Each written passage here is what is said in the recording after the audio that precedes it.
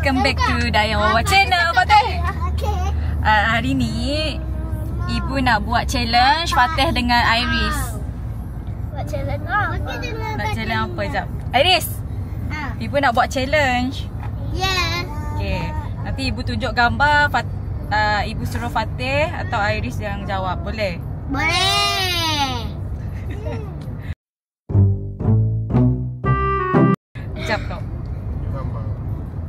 Tutuplah mata. Belum. Tutup mata.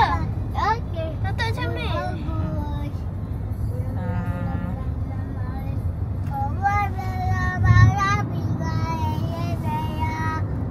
Sekejap ya. Awak tak tutup mata betul-betul. Tutuplah betul. Iris pun sama, tutup betul mata. Tak. Sekejap Sekejap ya. Sekejap. Ayah pakai. Hai. Si dapat malah video macam tu.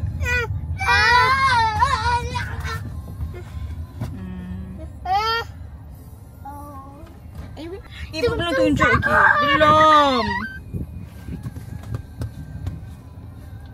Yang ni. Betul. Okay. Kejap sabar. Brian not word. Belum. Dia. Dia tahu semua mana. Ayah pun. Itu bila? Tapi. Kejap Ibu. Kotan. Kan Ibu cari gambar. Rebecca satu Nur, satu Nisa. Diam, jangan tengok. Mu tengok si Aci lah.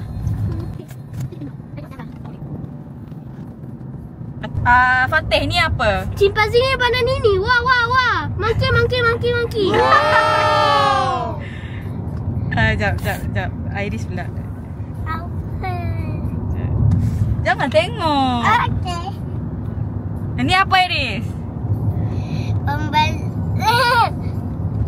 Ada.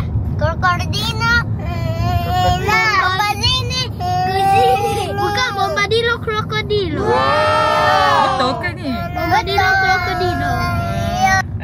Lagi ya. Kenapa Ibu tak tahu apa-apa? Okey. Allah Akbar. Ke mana ni? Tak ada dah.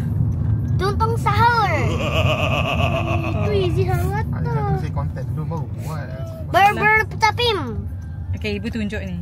Ni apa ni Iris ni? Tak tahu. Ni Fateh. Ananto. Alah, tak tahu. Ananto. Ni. Coco Fanto Elefanto. Eta. Yang ni? Burger tapim. Apa? Burger tapim. Beberapa tapim. Peliknya nama. Dia kereta apa? Burger tapim. Ni. Bananita. Macam tu je. Dolfinita. Okey. Yang last ni ah. Cappuccino assassino. Wah. Pemenangnya adalah Fateh. Okey, itu saja konten saya hari ini. Simple. Dan sampai hujung rancangan. Jangan lupa Subscribe, like, comment and subscribe.